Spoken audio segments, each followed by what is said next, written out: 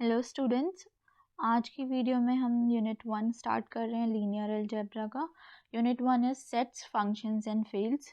जो टॉपिक्स आज हम कवर करेंगे वो हैं सेट, देन सेट के अंदर सबसेट क्या होता है, union, intersection and Venn diagram, फिर Cartesian product of sets, then relations, then functions, composition of functions and binary operators, and the last topic is fields. So start करते हैं। First topic is set. So set क्या होता है? We all know that it is a collection of well defined object. Now well defined object का क्या मतलब होता है? सो वेल डिफाइंड का मतलब है जिसमें हमारे पास कोई एम्बिग्यूटी ना हो, जो भी ऑब्जेक्ट हम डिफाइन करें वो बिल्कुल भी कंफ्यूजिंग ना हो, और सबके पर्सपेक्टिव से वो एक क्लियर चीज़ हो कि हाँ यही चीज़ें हो सकती हैं इस सेट में, इस कलेक्शन में, और बाकी नहीं। ऑब्जेक्ट्स क्या हैं? ऑब्जेक्ट यहाँ पे आपका कुछ भी हो सकता है। Animals can be your object, any number can be your object, or any other things like if I say writers of India, then writers can be, or human beings you can say, can be your object. So object जो है वो कोई भी चीज़ हो सकती है। now जैसे कि हम कुछ examples लें, examples of set। so examples क्या होते हैं sets के? फर्स्ट ले रही हूँ collection of, if I say collection of all natural numbers, so सारे natural numbers का collection, is it a set? yes, it is a set, क्योंकि जितने भी natural numbers हैं, अगर मैं कोई एक नंबर यहाँ पे लिखूँ, suppose if I say -1, either it will be in the set, या तो ये set में आएगा या फिर नहीं आएगा। तो यहाँ पे हमारे पास कोई confusion नहीं हो रही है। that means ये एक अच्छे से define किया हुआ collection है and hence it is a set। दूसरा एग्जाम्पल लेते हैं, collection of rivers of India। if I write collection of rivers of India, is it a set?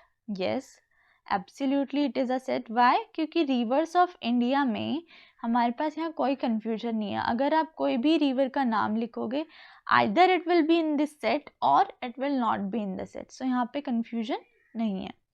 ऐसे ही अगर मैं कुछ examples लूँ, suppose if I say examples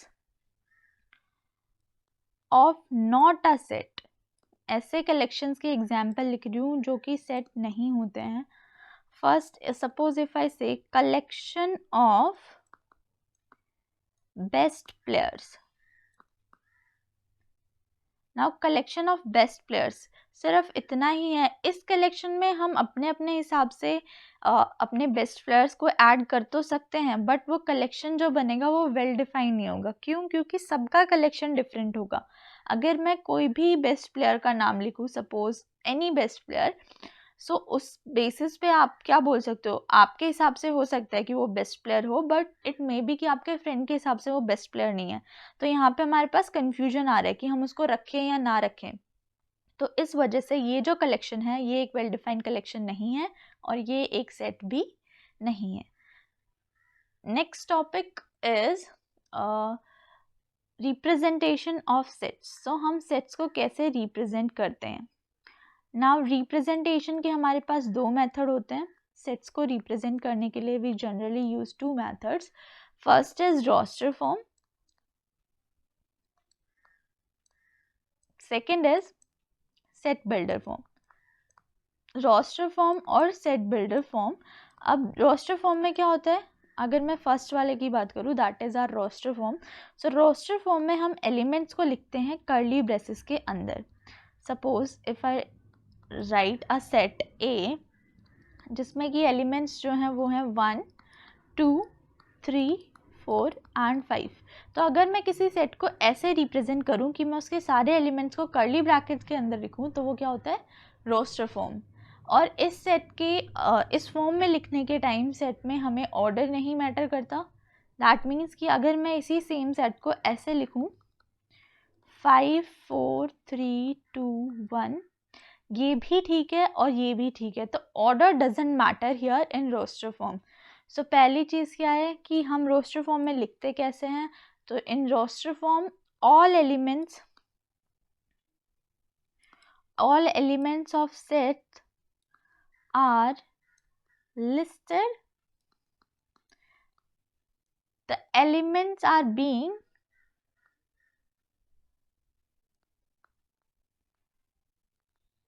separated by commas and are enclosed with braces, और braces के अंदर हम इनको इनक्लोज करके रखते हैं। तो ये हो गया रोस्टर फॉर्म। अब इसके कुछ नोट्स हैं। रोस्टर फॉर्म में कुछ चीज़ें इंपॉर्टेंट होती हैं, जैसे कि फर्स्ट पॉइंट है इसकी, इसमें order doesn't matter. So order of elements does not matter. Second है कि आप इस फॉर्म में जब आप सेट को लिखते हो तो आपको एक एलिमेंट एक ही बार लिखना है, don't repeat the element. So second point is कि we don't repeat, do not repeat any element. That means कि हमें एक ही बार एक एलिमेंट को लिखना है। सपोज इसी सेट में, सपोज ए में मैं अगर ये कलेक्शन बना रही हूँ 1 2 2 3 4 5, सो ये नहीं होता, इसमें हम एक ही बार लिखते हैं, तो एक 2 को हम हटा देंगे और सिर्फ इतना ही हमारा सेट होगा। नाउ नेक्स्ट फॉर्म जो है वो है सेट बिल्डर फॉर्म। अब सेट बिल्डर फॉर्म में क्या करते हैं वो देखते हैं, चलिए। So set builder form, now set builder form में हमें क्या करना होता है, we write the property. So first what we do, we find the property. तो सबसे पहले एक single property, common property we can say, a common property we find out. एक कॉमन प्रॉपर्टी ढूंढते हैं और फिर उस कॉमन प्रॉपर्टी को लिखते हैं। सो सेट बिल्डर फॉर्म में हम कैसे लिखते हैं, all the elements of a set possesses, मतलब होती है, a single common property which is not possessed by any element outside the set. What does it means? इसका मतलब है कि सेट में जब हम प्रॉपर्टी लिख रहे हैं तो वो प्रॉपर्टी जो है वो सिर्फ उसी सेट के एलिमेंट्स पे अप्लाई होती है, उसके बाहर के कोई भी एलिमेंट पे अप्लाई नहीं होती है। लिखते कैसे हैं, suppose if I take an set of vowel numbers, so it can be A E I O U, ये ए सेट है। So this is the roster form of this set. अब इसकी सेट बिल्डर फॉर्म अगर आपको लिखनी है तो property आपको दिख रही है कि जितने भी एलिमेंट्स हैं वो क्या हैं, vowels, vowels in English alphabet. तो हम इसको कैसे लिख सकते हैं सेट बिल्डर फॉर्म में, A is a set which has an element x such that x is a vowel in English alphabet. So ये प्रॉपर्टी होती है एंड इस तरह से हम सेट बिल्डर फॉर्म को रिप्रेजेंट करते हैं। x क्या है, x is an element, x is an element, ये होता है colon, colon is for such that x is a vowel in English alphabet. Next topic is subset. Subset. What is a subset? Set A is said to be a subset of a set B if every element of A is also an element of B. मतलब एक set A एक subset होगा B set का, कब, जब सारे elements A के एक एलिमेंट होंगे B में भी। इसका मतलब एग्जाम्पल्स लेते हैं। For example if I right, जो मेरा सेट A है वो है 3 4 6. सो मैं रोस्टर फॉर्म लिख रही हूँ 3 4 6.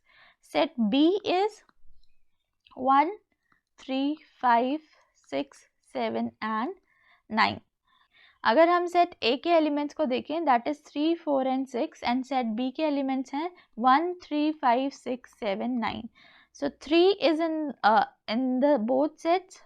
4 सिर्फ A में है, B में नहीं है. That means A is not a subset of B. यहाँ पे A is not a subset of B. लेकिन अगर मैं यहाँ पे लिखूँ A इज 3 5 6 और let's say if I name it as C. So set C और सेट B को अगर हम कंपेयर करें, सेट C में 3 5 एंड 6, यहाँ पे 3 5 एंड 6. सो सेट C के सारे elements we can find in set B. That's why we can say A is a subset of B. So A is a subset of B. अब notes जो हैं इसके कुछ important points हैं. That is total numbers of element, or we can say total number of subsets. कितने होते हैं total number of subsets? 2 raised to power n. n is what? n is number of elements in a set. Okay, so n क्या है? number of elements एक set में. so जो total number of subset होंगे वो 2 raised to power n होते हैं. दूसरी प्रॉपर्टी इसकी जो है वो ये है कि if A is a subset of B and B is also a subset of A, यानी कि वाइस वर्सा, तो फिर क्या होता है A is equals to B. हम कह सकते हैं कि set A is equals to B. अगर ये दोनों कंडीशन है, if this is the case, then we can say A is equals to B. Next चीज है पावर सेट. पावर सेट क्या होता है? ये भी सबसेट से रिलेटेड ही एक सेट होता है. पावर सेट में हम एक सेट के जितने भी सबसेट हैं वो सारे सेट लिखते हैं. So power set is a collection, it is a collection of sets of, और instead of set you can say it is a collection of subsets of a set A. एक set A है, suppose अगर मैं कोई भी एक set A लूँ 1 3 and 4 7. Okay, so this is a set A. इसके सबसेट्स लिखते हैं, subsets of A. So subset of set A सबसे पहले 5 सेट और वी कैन से नल सेट. सो एक सेकेंड सबसेट क्या होगा 1, third is 3, fourth is 4, then we have one more element 7. फिर उसके बाद जो हमारे सबसेट हैं, अगर मैं 2 2 के पेयर्स बनाऊं, सो 1 3 1 4 एंड 1 7. और भी सबसेट हो सकते हैं 2 के पेयर में. Yes, 3 4 3, 4 is also a subset. Then 4, 7 is also a subset of set A. So ये सारे जो मैं लिख रही हूँ ये सबसेट है सेट A के. Now अगर मैं देखूँ 3 and 7, 3 and 7 is also a subset. Now one more set you can write here is, अगर आप 3 3 का पेयर बनाओ तो 1 3 4 and 1 3 7. Then we can have 3 4 7. So and the last subset we can say कि हम ये सारे ही एलिमेंट्स ले लें 3 4 7. So इन सारे सेट्स का, इन सारे सबसेट्स का मिला के जो हमारा सेट बनेगा वो क्या होगा पावर सेट. सो अगर मैं यहाँ पे पावर सेट लिखूँ तो पावर सेट लिखने का तरीका कुछ नहीं है, बस आप इन सबको कर्ली ब्रैकेट्स में लिख दीजिए. तो कॉमा से हमने सेपरेट किया. ये जो है ये एलिमेंट्स हैं पावर सेट के, जितने भी सबसेट हैं वो सारे क्या हैं पावर सेट के एलिमेंट्स हैं. So now you can write here, instead of subset of A, since I have written curly brackets in the starting and in the ending, we can say this is a power set of A. और इसको हम represent कैसे करते हैं P of A equals to this. Okay, next is we have union operator. So union क्या होता है two sets का. Now union निकालने के लिए suppose if I have A equals to 1 2 3 and if I take B equals to, suppose if I take 2 4 5 6, this is the union, these are two sets, right? A and B दो set लिए हैं. अब अगर मैं इनका union निकालूं A union B, so A union B क्या होगा, इसमें हमारे पास सारे एलिमेंट्स आएंगे सेट A के B और सेट B के B. लिखते हैं 1 2 3 set A set B 2 4 5 6. Now roster form में जब हम लिखते हैं तो हमारे पास प्रॉपर्टीज क्या होती हैं कि हम एक ही एलिमेंट को बार बार रिपीट नहीं कर सकते. 2 रिपीटिंग हो रहा है तो हम इसको हटा देंगे, एक बार हटा दीजिए. So the set A union B is 1 3 और 2 को अगर आप पहले लिखना चाहते हो तो आप लिख सकते हो 1 2 3 4 5 6. सो this is the union. Union की डेफिनेशन अगर आप इसकी डेफिनेशन लिखना चाहो, so what will be the definition of union. So definition of union is if A1 A2 and till AK we have this much K set, so are K sets, then their union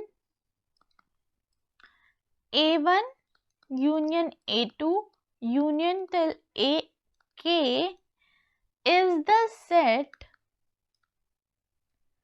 of elements which belongs to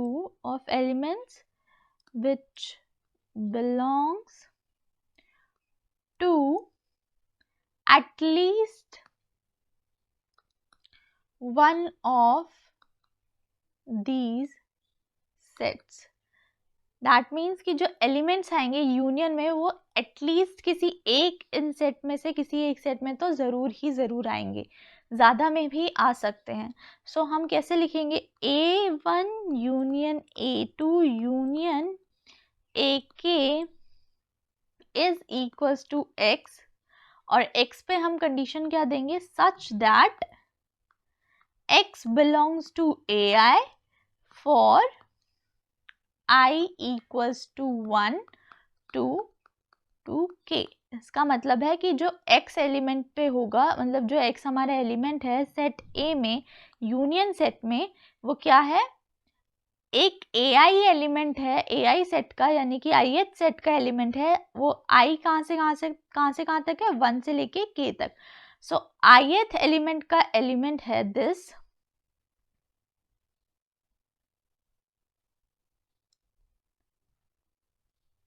so ith set का element is X और I की value जो है वो very कर रही है 1 to K. Now next चीज जो हमें करनी है, नेक्स्ट टॉपिक है वो है intersection of two sets. Now what is an intersection? If I take an example 1 2 3 4, A है this and B is 1 3 5. Okay, so intersection में हम क्या लेते हैं, common elements. So intersection means common elements we can say. Okay, so common elements. Now A intersection B will be what, A intersection B क्या होगा, जो इनके common elements है 1 and 1 दोनों में है, देन 3 and 3, सो 3 भी दोनों में है. सो जो इंटरसेक्शन होगा A इंटरसेक्शन B वो क्या होगा, 1 and 3. So this is the intersection set. इसकी डेफिनेशन अगर लिखना चाहें, so if A and B are two sets, definition, if A and B are two sets, then the intersection of A and B, we denoted by A intersection B, is the set of elements common to A and B. यानी कि A और B में जो common elements हैं उनका intersection. सो हम क्या लिख सकते हैं अगर इसकी डेफिनेशन लिखना चाहें सेट बिल्डर फॉर्म में, so A intersection B is an element x such that x belongs to A and x belongs to B. That means x is belonging to A and here we have used and का मतलब दोनों में आना चाहिए। अगर ऐसे ही आप union की डेफिनेशन लिखो तो A union B is what? X such that x belongs to A or x belongs to B. Either here और यूनियन जब लेते हैं तो और आता है, और का मतलब या तो ए में से है या बी में से है, लेकिन जब इंटरसेक्शन लेते हैं तो ए और बी दोनों में होना चाहिए। नाउ अगर दो सेट्स ए इंटरसेक्शन बी में कुछ भी कॉमन नहीं है, so we write A intersection B is phi. और जब ए इंटरसेक्शन बी फाई होता है, व्हाट डू वी से कि ए और B, then you can say if A intersection B is equals to phi, then A and B are disjoint sets. Disjoint set ये जुड़े हुए नहीं है। Disjoint sets का मतलब कि उनमें कुछ भी चीज कॉमन नहीं है। Next topic which we have to do is complement. Complement of sets. किसी भी सेट का अगर आप कॉम्प्लीमेंट लेना चाहते हो तो कैसे निकालोगे? उसके लिए आपको पहले पता होना चाहिए यूनिवर्सल सेट। यूनिवर्सल सेट हम लेते हैं एक ऐसा सेट जो कि यूनिवर्सल हो। यूनिवर्सल का क्या मतलब है कि जो ए से या बी से, suppose if I take u equals to 1 2 3 4 5 and a equals to 1 2 3। So यहाँ पे U जो है, U is an universal set for A। क्यों? क्योंकि A के सारे एलिमेंट्स U में आ रहे हैं। अब मैं अगर एक और B सेट लिखना चाहूँ, सपोज 3 एंड 4, सो 3 और 4 के लिए भी U जो है वो एक यूनिवर्सल सेट है। ठीक है, तो यूनिवर्सल सेट मतलब जिसके सारे एलिमेंट्स बाकी सेट्स के सारे एलिमेंट्स उस सेट में आते हों। So it is an universal set. So therefore universal set की डेफिनेशन क्या है कि जब हम किसी एक सेट के एलिमेंट्स के साथ या उसके सबसेट के साथ काम कर रहे हैं, so we can say for subsets of a set x is a universal set. So x is a universal set. Okay अगर x के सबसेट के लिए हम देखें, यानी कि अगर हम यहाँ पे देखें दिस u के सबसेट्स हैं a and b। So a and b के लिए u क्या है? u is an universal set. Now what is a complement of set? So complement of set में हम क्या लेते हैं कि हम यूनिवर्सल सेट में से वो एलिमेंट्स हटा देते हैं जो a सेट में है। So if I write a complement here, so 1 2 3 are in A, so A complement will be what? U minus A, you can say. U के एलिमेंट्स वैसे एलिमेंट्स जो A में नहीं है, यानी कि 1 is in A, so 1 तो नहीं आएगा। So here it will be 4,5. So A complement क्या है? 4,5। 4,5 मतलब कि जो ऐसे एलिमेंट्स जो सेट ए में नहीं है लेकिन यूनिवर्सल सेट में है, सो ये कॉम्प्लीमेंट हम लेते हैं। सो कॉम्प्लीमेंट ऑफ सेट का क्या मतलब है कि ऐसे एलिमेंट सेट में जो हमारे पास यूनिवर्सल सेट में हो बट ए में नहीं हो। अगर आप लिखना चाहो इसकी definition, so A complement is equals to a set where x is an element of this set such that x belongs to U but x does not belongs to A। कि x एक ऐसा element है जो U में तो आता है लेकिन A में नहीं आता, तो वो A कॉम्प्लीमेंट होता है। So we have some properties for complement of set. So कुछ लॉज हैं जिन्हें हम बोलते हैं De Morgan's law. What are these laws? So A union B का कॉम्प्लीमेंट अगर आप लें, सो इसको हम क्या बोलेंगे? A complement intersection of B complement.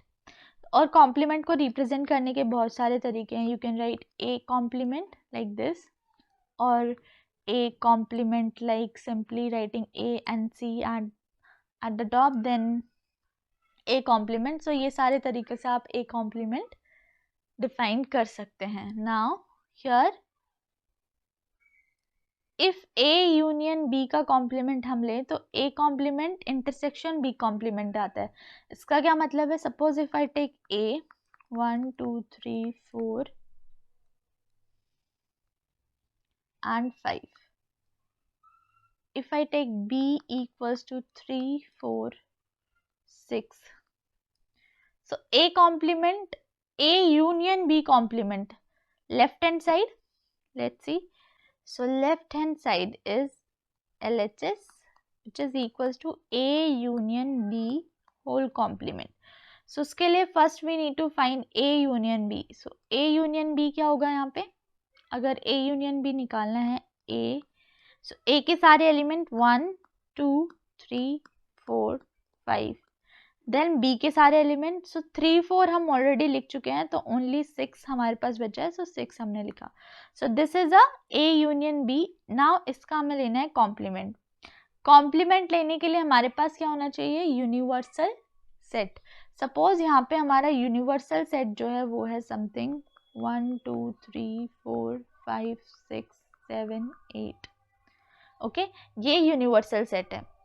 Now if this is the universal set, let me write A again. A is 1 2 3 4 5. So the complement of A union B will be equals to what? जो set U में तो है लेकिन A union B में नहीं है, 1. सो इसमें से 1 हटा दो, 2 3 4 5 6 तक हटा दो, सो बचा क्या? 7 and 8. So complement of A union B is 7 and 8. Now RHS की बात करते हैं. RHS is equals to A complement intersection B complement. What is A complement? A complement यानी जो सेट U में तो है लेकिन सेट A के नहीं है. So 1 is in both 3 4 5 6 7 8 नहीं है, so हम यहाँ पे लेंगे 6 7 and 8. Now intersection लेना है B complement. So B complement जो सेट U में तो है B में नहीं है. So 1 नहीं है B में, 2 भी नहीं है, 3 4 is there, 5 is not in set B, 6 is there in set B, so 6 तो नहीं लिखेंगे. then 7 and 8. अब इन दोनों का इंटरसेक्शन यानी दोनों में जो कॉमन है, सो इसमें तो सिर्फ 3 ही एलिमेंट है, 6 7 8. 6 इसमें नहीं है, सो हमारे पास क्या आया? 7 and 8. So now you can see LHS is equals to RHS. So ये वाला फॉर्मूला जो है ये वेरीफाई हो गया. So therefore LHS is equals to RHS, and hence we have verified this De Morgan's law. Next, the second De Morgan's law which we have is A intersection B complement is equals to A complement union B complement. Now इसको भी check कर लेते हैं. Same अगर मैं लूँ U is equals to 1 2 3 4 5 6 7 8, then A we can take 1 2 3 4 5, and then set B we can have 3 4 and 6. Same previous example से लिए हैं. अब यहाँ पे अगर मैं LHS की बात करूँ, so LHS is equals to what? A intersection B complement. A intersection B, A और B का इंटरसेक्शन देखना है. A और B का इंटरसेक्शन जो कॉमन है 3 and 4, so I will write here 3 and 4. इसका क्या है? कॉम्प्लीमेंट. ना इसका कॉम्प्लीमेंट क्या होगा? जो सेट U में तो है लेकिन A इंटरसेक्शन B में नहीं है, यानी 3 और 4 को छोड़ के सारे elements, that is 1 2 5 6 7 and 8. So RHS की बात करते हैं. What is RHS? RHS is equals to A complement union B complement. A complement यानी कि जो सेट U में है लेकिन A में नहीं है, so 1 2 3 4 5 are in set A, so 6 7 and 8. B complement, so union लेते हैं. B कॉम्प्लीमेंट क्या होगा? जो सेट U में है लेकिन सेट B में नहीं है, सो 1 2 3 B में है, 4 भी B में है, सो 5 6 B में है, सो 7 and 8. अब इन दोनों का यूनियन लेंगे. यूनियन 1 2 5 देन 6 7 8 दोनों सेट के एलिमेंट्स आने चाहिए. सो 6 है, 7 है, 8 है. सेट ए है, I mean A complement 1 2 5 7 8. So B complement. अब अगर देखो left hand side and R H S are equal. So L H S is equals to R H S. Hence we have verified second law of De Morgan. So ये दो law होते हैं De Morgan के. So next topic is Venn diagram. Venn diagram क्या होता है? हम sets को रिप्रेजेंट करते हैं यूजिंग अ वेन डायग्राम. अगर मेरे को दो सेट्स हैं A 1 2 3 4 suppose, and set B is suppose if I say 3 5 and 6, और एक यूनिवर्सल सेट भी है u which is equals to 1 2 3 4 5 6 7 and suppose 8. Okay, so ये तीन सेट हैं U A B. U is the universal set. अगर मुझे इनका वेन डायग्राम बनाना है तो हम कैसे रिप्रेजेंट करते हैं वेन डायग्राम में? यूनिवर्सल सेट के एलिमेंट्स को हम रिप्रेजेंट करते हैं एक रेक्टेंगल से. Then set A we can represent it using a circle. Set B और A में एक कॉमन एलिमेंट है. सो सेट B हम कुछ ऐसे बनाएंगे कि इन दोनों में एक पार्ट कॉमन हो. ये है set B.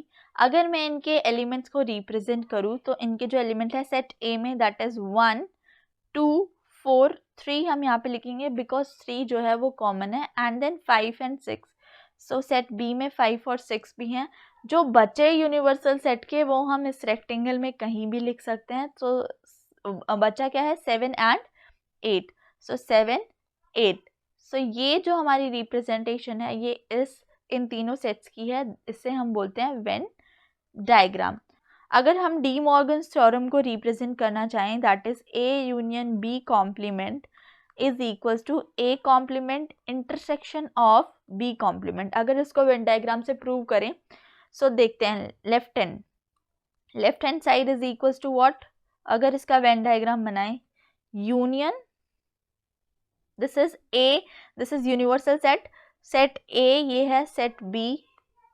Then we have A union B. A union B क्या होगा? ये पूरा part A union B. A union B complement क्या होगा? ये part.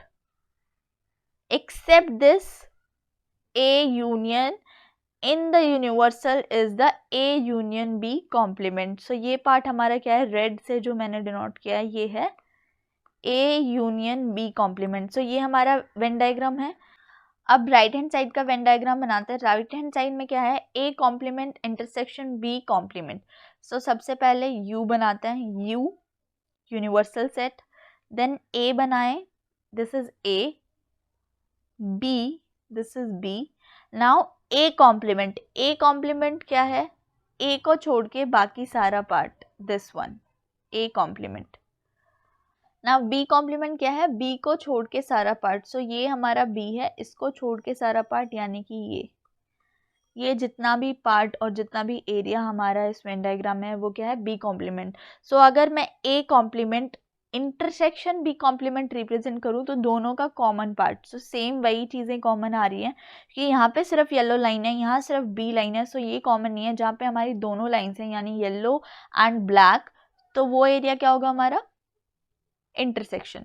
So this is what A complement intersection of B complement. And if you can see दोनों में same ही एरिया हमने रेड से रिप्रेजेंट किया है. सो दोनों इक्वल है. दैट्स वाई अगेन हमने वेरीफाई किया De Morgan's law using Venn diagram.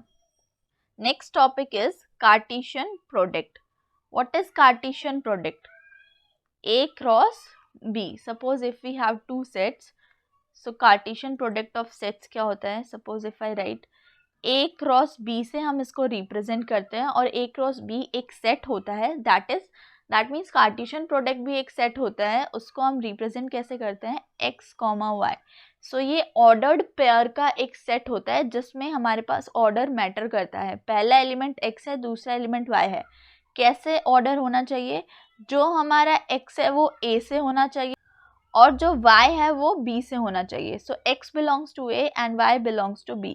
सो ये हमारा ऑर्डर होना चाहिए. We can't write y comma x in a cross b, क्योंकि a क्रॉस b है तो पहला एलिमेंट सेट a से आएगा, दूसरा एलिमेंट इस ऑर्डर्ड पेयर का b से आएगा. So suppose if I take an example, a अगर मैं लूँ 1 3 4 5, b लेते हैं 2 4 5 एंड 6. सो इसका जो ऑर्डर्ड पेयर होंगे that is a cross b.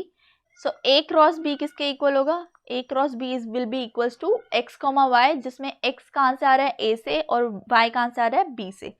So 1 comma 2 we can write, और 1 comma 4, 1 comma 5, 1 comma 6, then 3 comma 2, 3 comma 4, 3 comma 5 and 3 comma 6.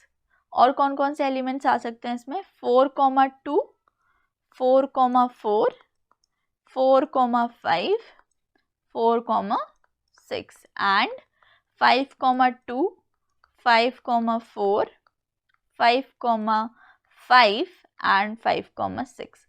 सो ये सारे एलिमेंट्स जो हैं ये हमारे इस कार्टेशियन प्रोडक्ट में होंगे, that is a cross b. Okay, so इसके कुछ इंपॉर्टेंट नोट्स क्या हैं? Number of elements in a Cartesian product, number of elements in a Cartesian product is equals to what? In a Cartesian product is equals to m cross n. M cross n, m is here, m is equals to number of elements in set A, and b is n is equals to number of elements in set B. So अगर हमारे पास दो set हैं a comma b, so उसमें कितने number of elements होंगे? m cross n. Okay, now if I take Cartesian product of r cross r, so इसको मैं रिप्रेजेंट कर सकती हूँ r रेज टू पावर 2 से. सो r2 जो फॉर्म करता है वो है 2 डायमेंशनल स्पेस, इसको हम कोऑर्डिनेट सिस्टम भी बोलते हैं, 2 डायमेंशनल स्पेस. अगर मैं r क्रॉस r करूँ, so this will be r raise to power 3, जिसे हम बोलते हैं 3 डायमेंशनल स्पेस, यानी कि 3D.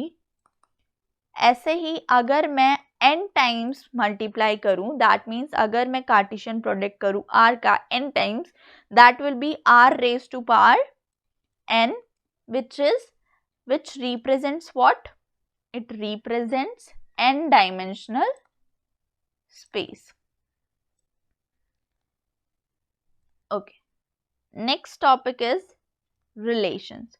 Relations क्या होते हैं? Relation is nothing but it is a subset of Cartesian product. Cartesian product का ही एक सबसेट होता है जिसमें हम एक कंडीशन लगाते हैं और हम ये एक सबसेट निकालते हैं. Let's take an example. So if I take set A equals to 1 2 3 4, and अगर इसका कार्टेशियन प्रोडक्ट लें A क्रॉस A, सो A क्रॉस A इसी के एलिमेंट्स के साथ हमें इसका कार्टेशियन प्रोडक्ट लेना है. So it will be 1 comma 1, then it will be 1 comma 2, 1 comma 3, 1 comma 4, and then it will be 2 comma 1, 2 comma 2, 2 comma 3, 2 comma 4, then 3 comma 1, 3 comma 2, 3 comma 3. So ये Cartesian product है 3 comma 4, and then 4 comma 1, 4 comma 2, 4 comma 3, and 4 comma 4.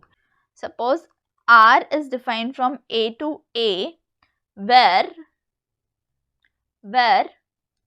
R is equals to what? X comma Y, such that X plus Y is equals to, we can say, 4. If I give this condition on this Cartesian product and I make a relation from this, that is x plus y is equals to 4. So ये एक हमारा relation है. अगर इसके elements मैं लिखना चाहूँ, so इसमें कौन से elements आएंगे? 1 comma 3 because x plus y is 4. Then 2 comma 2. Then we can say 3 comma 1. And there is no such element. जो हम इस रिलेशन में लिख सके, क्योंकि ये वाली कंडीशन ट्रू होनी चाहिए। 1 + 3 = 4, 2 + 2 = 4, 3 + 1 = 4। सो ये कंडीशन इन्हीं 3 ऑर्डर्ड पेयर के लिए सेटिस्फाई हो रही है। सो यही 3 ऑर्डर पेयर इस रिलेशन में आएंगे। सो हर एक रिलेशन क्या होता है, कार्टेशियन प्रोडक्ट का सबसेट होता है। नाउ रिलेशन की कुछ प्रॉपर्टीज, रिलेशंस के कुछ types. So we can say types of relations. So कितने टाइप के रिलेशंस हमें पढ़ने हैं। So first is reflexive. Reflexive relation, reflexive relation कैसे रिलेशन होते हैं, जिसमें A, हमारा रिलेशन में बिलोंग करता है for all A belongs to A। अगर मेरा R is defined on, here I am writing if R is defined, if R is defined on A, then A, should belongs to R for all A belongs to set A। कि सारे A जो कि हमारे set A में आते हैं, suppose if I take an example, A is equals to 1, 2, 3, 4। अगर मैं इसका एक रिलेशन लिखूं, रिलेशन 1, 2, 2, 2, 3, 3, 4, 1, 4, 4, कुछ भी करके ये रिलेशन मेरे पास आ रहा है, तो इसमें 2, 2 है, 3, 3 है, 4, 4 भी है, बट 1, 1 नहीं है। सब होने चाहिए for all A belongs to A। हमारे पास एक ऐसा ऑर्डर्ड पेयर होना चाहिए रिलेशन में जो कि यहाँ पे नहीं है। सो यहाँ पे 1, 1 does not belongs to R, hence it is not reflexive। Hence here we can say here 1, 1 does not belongs to R, hence R is not reflexive, we can say R is not reflexive relation। Second type अगर हम देखें, so second type is symmetric। Symmetric relations कौन से होते हैं, a relation R if it has A, B belongs to R। So again let's write the property, if A, B belongs to R, then B, A also belongs to R for all A and B belonging to set A। अगर A, B relation में है तो B, A भी होना चाहिए। अगर A, B नहीं है तो कोई बात नहीं, लेकिन अगर है तो B, A भी होना चाहिए। Suppose if I take a relation 1, 2, 2, 2, 3, 4, 2, 1 and 4, 3। ये हमने एक रिलेशन बनाया है A क्रॉस A पे। A suppose if I take set A is equals to, here let's write here set A is equals to something 2, 3 on 1 should be also there, 1, 2, 3 and 4। सो ये set है और इस पे relation बनाया है A cross A पे, जिसके elements हैं 1, 2, 2, 3, 3, 4, 2, 1 एंड 4, 3। अब इसके लिए अगर मैं चेक करूँ 1, 2 रिलेशन में है तो 2, 1 भी होना चाहिए, जो कि है। 2, 2 है तो 2, 2 ही होना चाहिए, तो इसके लिए हमें चेक करने की ज़रूरत नहीं है। 3, 4 रिलेशन में है तो 4, 3 भी होना चाहिए, जो कि है। डजेंट मैटर, अब यहाँ पे 2, 3 तो है ही नहीं, सो 3, 2 है या नहीं है उससे कोई फर्क नहीं पड़ता। So therefore this is an symmetric relation. So यहाँ पे R जो है वो क्या है, R is symmetric relation. Next है transitive relation. So transitive relations कौन से रिलेशन होते हैं, if A, B belongs to R and B, C also belongs to R, then क्या होना चाहिए, then A, C belongs to R for all A, B, C belonging to set A। Okay, so इसमें क्या है कि हमारे पास एक set A है, सपोज 1, 2, 3, 4। एक रिलेशन है R 1, 2, 2, 2, 3, 4 and 2, 3 and then 1, 3। If this is the relation, तो इसको चेक करते हैं ये ट्रांजिटिव है या नहीं। 1,2 रिलेशन में है, 2,2 भी रिलेशन में है, सो 1,2 रिलेशन में होना चाहिए है। ओके, 2 से कोई और एलिमेंट तो स्टार्ट नहीं हो रहा, 2,3 स्टार्ट हो रहा है। अब 1,2 है, 2,3 है, सो 1,3 should be in this relation, तो है। देन 3,4, 3 से कोई रिलेशन स्टार्ट नहीं हो रहा तो डजंट चेक फॉर इट। 2,3, 3 से कोई स्टार्ट नहीं हो रहा, 1,3, 3 से कोई स्टार्ट नहीं हो रहा, तो यहाँ पे हमारी ये कंडीशन जो है ट्रू है। Therefore R is a transitive relation. So next और जो फाइनल है वो है इक्विवेलेंस रिलेशन। एक रिलेशन इक्विवेलेंस रिलेशन कब होता है? When it is symmetric. If a relation is reflexive, symmetric and transitive, अगर एक रिलेशन में ये तीनों चीजें हैं then it is a equivalence relation, then it is a equivalence relation. Then we have equivalence class. So equivalence class क्या होती है? It is a set, we can say it is a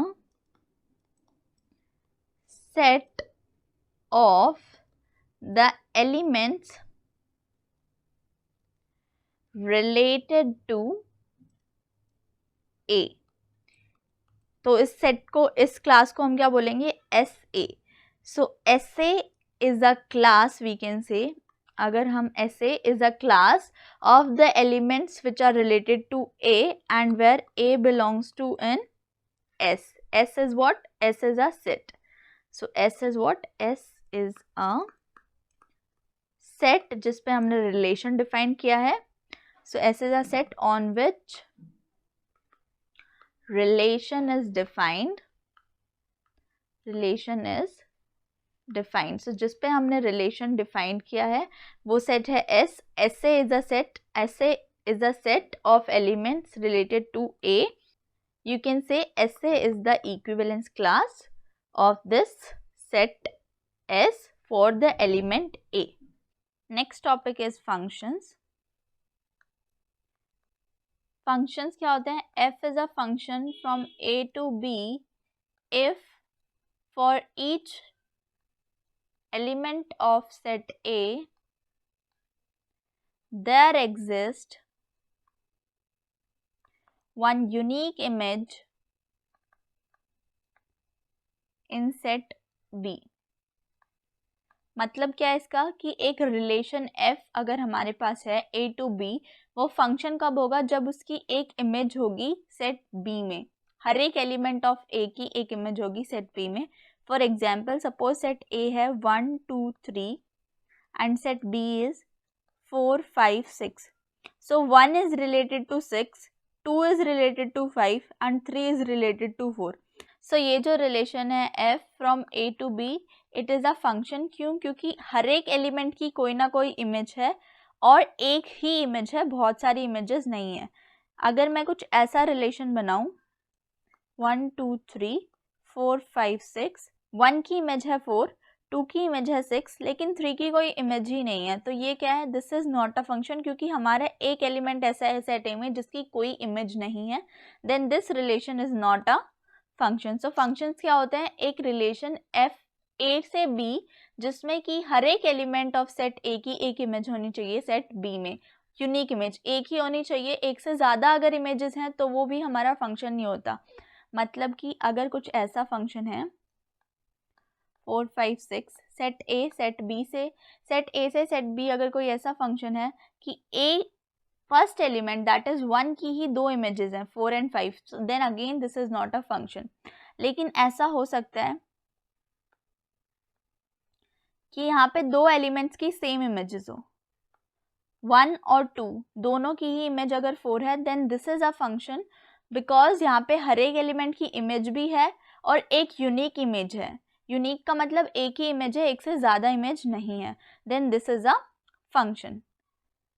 अब function में अगर एक function f है A to B, then A is what? A is the domain and set B is the codomain. Now what is the range of a function? Range जो होती है, range is the subset of codomain. Codomain का एक subset होती है range किसी भी function की. नाउ टाइप्स ऑफ फंक्शन पे आते हैं. Types of function. So 1 first type is 1 एक फंक्शन 1 फंक्शन, या फिर इसको हम इंजेक्टिव फंक्शन भी बोलते हैं. इंजेक्टिव फंक्शन कब होता है? when this condition is true, that is f of x1 is equals to f of x2, then x1 is equals to x2. यानी कि सपोज एक फंक्शन है f of x जिसमें मैं वैल्यू ले रही हूँ, suppose this is from a to b.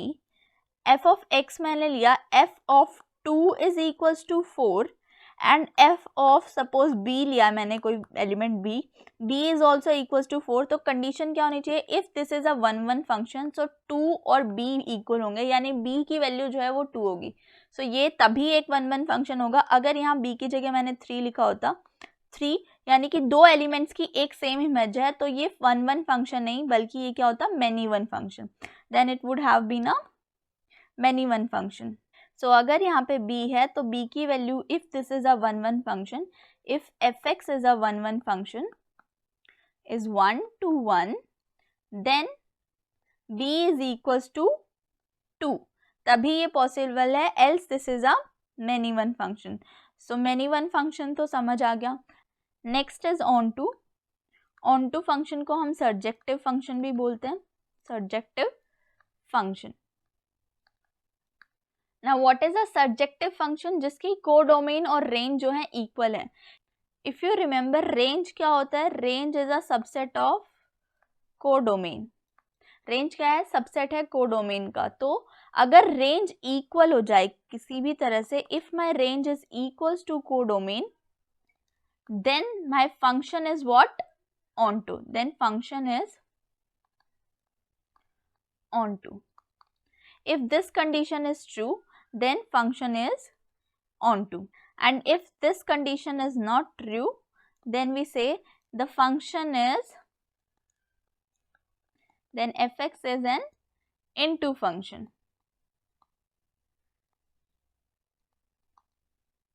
Now if a function is 1 to 1 and onto, अगर 1 भी है और onto भी है तो उस फंक्शन को हम क्या बोलते हैं? bijective function. Then it is a bijective function. Next topic is composition of functions. So अब composition of functions देखते हैं क्या होते हैं. How we find out composition of functions. Suppose we have a function f from a to b. एक function है f a से b, एक फंक्शन है g C से D. अगर range, if range of function f is a subset of C, C यानी इसका domain, G के डोमेन का सबसेट है B, then we say hx is a function such that g of f of x is equals to g of fx. So ये क्या है? Composition of these two function. और ये कब possible है? जब range of f is equals to और is a subset of c. या तो वो c के इक्वल हो या फिर उसका एक सबसेट हो, तभी हम ये कॉम्पोजिशन लिख सकते हैं. फॉर एग्जाम्पल, अगर एक फंक्शन है f which is defined from r to r and एक फंक्शन है g, वो भी r टू r डिफाइन है, fx is equals to what? x square and gx is equals to x plus 1. Then f of g हमें find out करना है and g of f. So can we find out these two? Yes. क्यों? क्योंकि इसकी जो range है first function r, obviously अगर ये कोडोमेन r है तो इसकी रेंज भी इसका एक सबसेट होगी, और यहाँ पे हमारा डोमेन r है, तो ये अगर इसकी रेंज इसका सबसेट है तो ऑब्वियसली इस r का भी सबसेट ही होगी. So we can find out both f of g और g of f. दोनों ही हम फाइंड आउट कर सकते हैं. सो लेट्स सी कैसे फाइंड आउट करते हैं. So F of G is what? F of G is F of G X. Now F of G X is what? F of G X की value यहाँ पे रख देंगे. G X क्या था हमारा? X plus one. So now F of G X. अब ये हमारी टर्म जो है वो फंक्शन में बन गई. इसको आप कंसिडर करो, अगर ए कंसिडर कर रहे हो आप, x प्लस वन को अगर मैं a कंसिडर कर रही हूँ तो f ऑफ a क्या होना चाहिए? फंक्शन क्या डिफाइन है? a square. f of a will be equal to what? a square. तो यहाँ पे क्या होना चाहिए? x प्लस वन का होल स्क्वायर. तो ये आ गया f of g. Now g of f निकालना है तो क्या होगा? g of fx. fx क्या था? x square. So g of x square. अगर मैं x स्क्वायर को सपोज b ले लूं तो g ऑफ b क्या डिफाइन है? b प्लस वन, यानी कि X square plus one. B की वैल्यू क्या है? X square. So B X square plus one. So ये आ गया G of F. G of F is what? X square plus one. Now there is a theorem which says that for every function f from a to a we have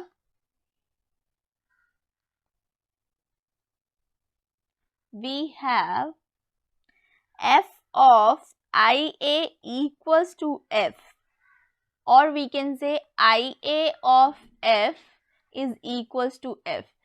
Then what is this ia? ia is an identity function. So यहाँ पे हमारे पास हर एक function के लिए एक ऐसा ia function होता है जिसका अगर हम कॉम्पोजिशन ले उस फंक्शन के साथ तो हमारे पास वापस वही फंक्शन हमें मिलता है. This is the theorem. Now इस थ्योरम को यूज करके हम इनवर्स ऑफ अ फंक्शन निकाल सकते हैं. So what is inverse of a function? Inverse of a function. Now if we have two functions f and g, for such that if f and g are two functions such that f of g is equals to ir and g of f is also equals to ir, यानी कि identity function, then f and g are inverse of each other, then g is equals to f inverse. So g क्या है हमारा? f inverse होता है. अगर हमारे पास ये condition true है कि f of g is equals to identity relation और function and g of f is also equals to identity function, then g is equals to what? Inverse of f. Now inverse कब होता है हमारे पास किसी भी function का? Inverse only exist. So this is theorem 2. You can से inverse कब होता है किसी फंक्शन का? Inverse only exist when the function is bijective. Exist if f is f, or you can say function if f is bijective. अगर f जो है वो एक बाइजेक्टिव फंक्शन है तभी हमारा इनवर्स एग्जिस्ट करता है, अदरवाइज इनवर्स एग्जिस्ट नहीं करता. Next topic is binary operations. Binary operations क्या होते हैं? On a non empty set S is a function from S cross S to S. If this is the thing that on a non-empty set S एक function है S cross S to S, then a binary operation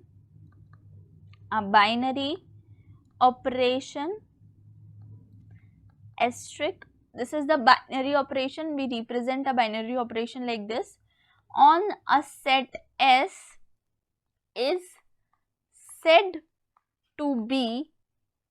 अगर एक binary operation है तो क्या होता है? First property is closed on, is said to be closed on a subset T of S if T1 into T2, this is not into, this is the binary operation, if T1 asterisk T2 belongs to T for all T1 comma T2 belongs to T. If this is the case, like कि अगर हम दो elements के ऊपर ये binary operation use कर रहे हैं तो अगर उनका आंसर भी टी में बिलोंग करता है, देन वी से this operator is closed on that subset T of set S. Second property क्या है? Commutative. Commutative means if a asterisk b is equals to b asterisk a for all a comma b belongs to set S। अगर ये condition true है तो हम कहते हैं कि जो हमारा बाइनरी ऑपरेशन है वो कॉम्यूटेटिव है। Third property is associative. If a asterisk b asterisk c is equals to a asterisk b asterisk c for all a comma b comma c belongs to S। Now there are some more properties of binary operation, that is if O and star are two binary operations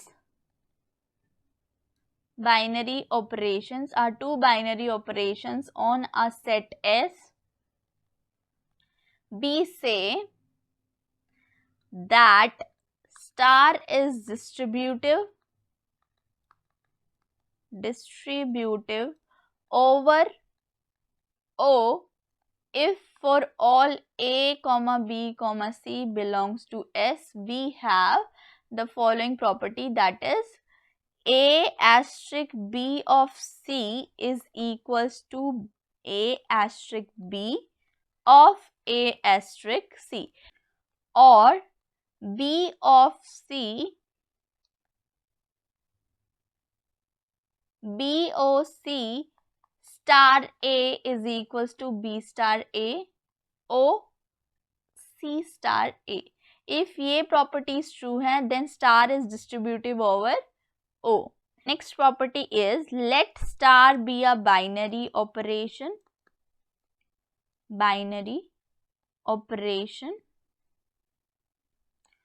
on a set S if there is an element E belonging to set S such that for all A belongs to S, we have the following property: A star E is equals to A and E star A is equals to A, then we say E is the identity element. E is what? E is the identity element. E is the identity element. Now, the next property is if A star B is equals to the identity element and B star A is equal to the identity element, then this implies what? B is A inverse. Then B is what? Inverse of A. So next theorem जो हमारा है inverse और identity element पे, वो ये है let star be a binary operation on a set S, then first property is if star has an identity element, then it should be unique. If star has an identity element, then it should be unique. If we have star which is a binary operation और star की एक identity element है, तो वो identity element जो है वो unique होना चाहिए. Second property is if star is associative, अगर star एक associative है and S belongs to S has an inverse with respect to star, it must be unique. That means अगर स्टार एसोसिएटिव है और S एक element है set S का और उसका एक इनवर्स है, तो जो इनवर्स है वो यूनिक होना चाहिए. Now the next topic which we are going to do is fields. Very important. Fields क्या होते हैं and how we can say that this is a field. तो फील्ड्स कुछ नहीं होता, फील्ड भी एक सेट ही होता है, एक नॉन एम्प्टी सेट होता है जिसपे कि कुछ कंडीशंस अप्लाई होनी चाहिए। अगर वो प्रॉपर्टीज ट्रू हो रही हैं एक सेट के ऊपर, देन हम उस सेट को बोलते हैं this is a field. So क्या है वो properties? Let plus and dot be two binary operations.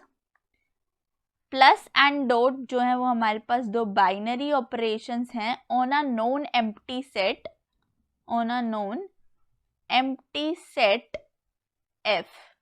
एक सेट है F जिसपे कि हमारे पास दो ऑपरेशंस डिफाइन है, binary operations plus and dot. The set F is called a field. इस सेट को हम फील्ड कब बोलेंगे? If the following properties, if the following properties, we have 9 properties, if the following 9 properties hold for all a b c belongs to f। 3 elements लिए हैं a b c जो कि f के elements हैं। अगर उन तीनों एलिमेंट्स पे जो प्रॉपर्टीज हम अब पढ़ने वाले हैं 9 प्रॉपर्टीज वो फॉलो होती हैं तो वो सेट f जो है वो एक फील्ड होता है। First property is what? Plus should be, यानी कि जो पहला ऑपरेटर है binary operator plus, it should be an associative. So plus is associative, पहली प्रॉपर्टी। Second is there exist, this is a symbol of there exist, let me write it, there exist an ID element, identity element you can say, an identity element with respect to plus denoted by 0 such that a plus 0 is equals to 0 plus a equals to a is called zero element। सो एक ऐसा element होना चाहिए plus के हिसाब से, plus के respect में, जो कि एक आइडेंटिटी एलिमेंट हो। सो प्लस के पास क्या होना चाहिए? प्लस शुड बी एसोसिएटिव और उसका एक आइडेंटिटी एलिमेंट होना चाहिए। नेक्स्ट प्रॉपर्टी जो है 1 2 3 कर देते हैं, 1 2। Third property is every element of F has an inverse, कि एफ के हर एक एलिमेंट का एक इनवर्स होना चाहिए with respect to plus operator.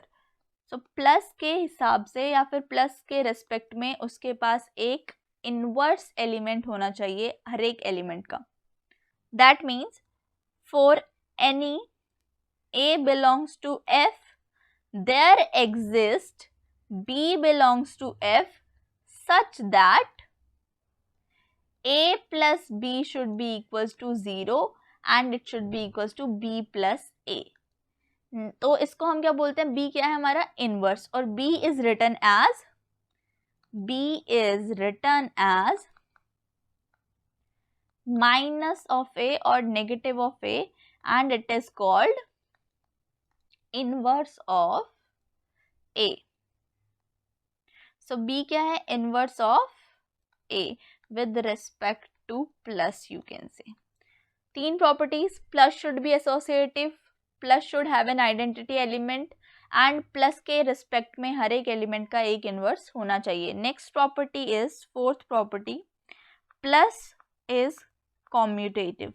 Plus जो है प्लस ऑपरेटर वो कॉम्यूटेटिव ऑपरेटर होना चाहिए, यानी कि a plus b should be equals to b plus a। Next property, fifth property, dot भी एसोसिएटिव होना चाहिए।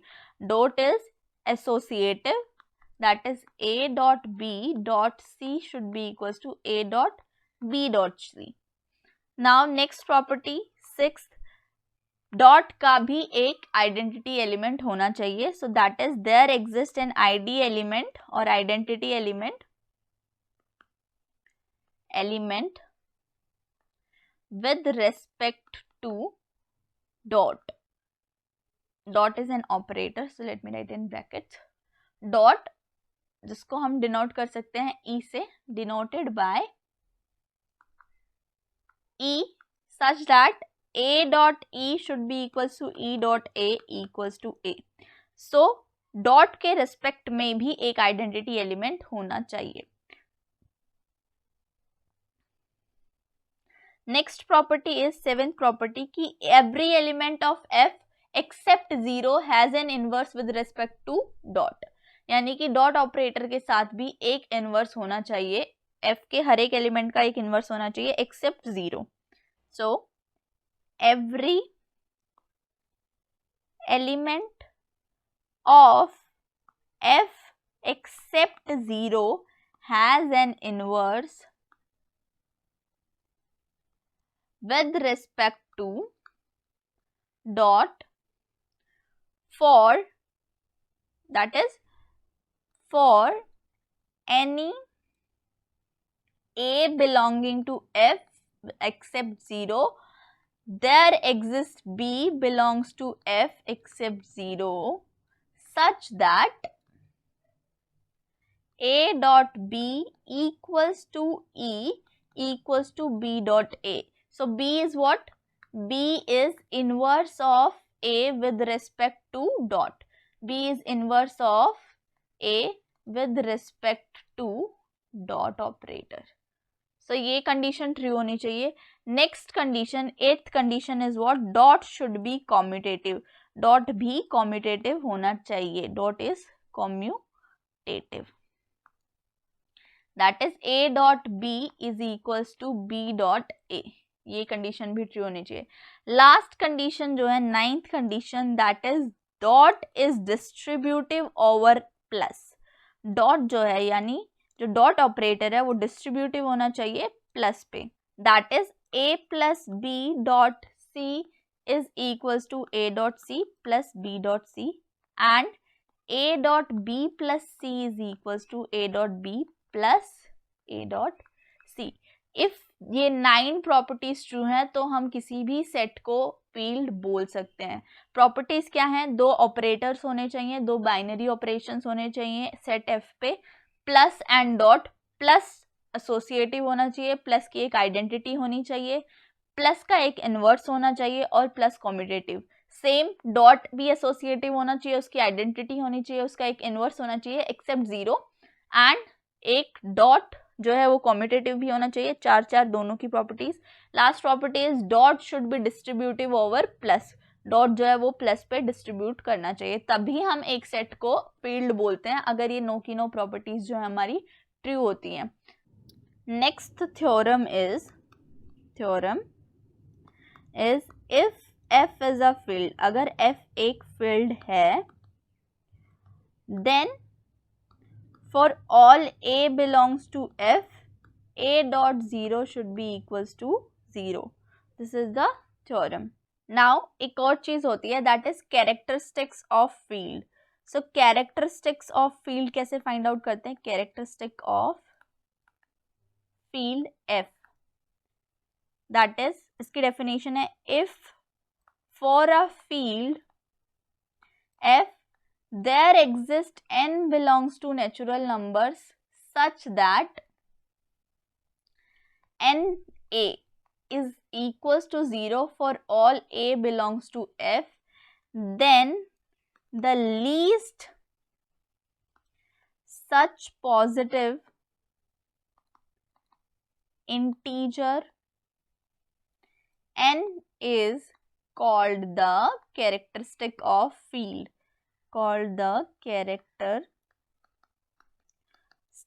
of field f. तो कैरेक्टरिस्टिक क्या होती है किसी भी फील्ड की? अगर एक ऐसा एलिमेंट है n जिसको अगर हम जिसका डॉट ऑपरेटर करें a के साथ, a is any element of field f, तो वो जीरो आए. Zero was what? Zero was the identity element with respect to plus. अगर ये कंडीशन ट्रू है तो जो सबसे छोटा पॉजिटिव इंटीजर है n, वो क्या होता है? Characteristics of field f.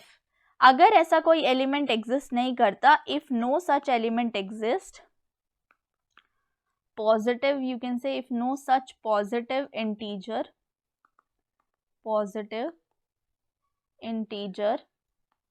exist, we say that the field is of characteristic 0.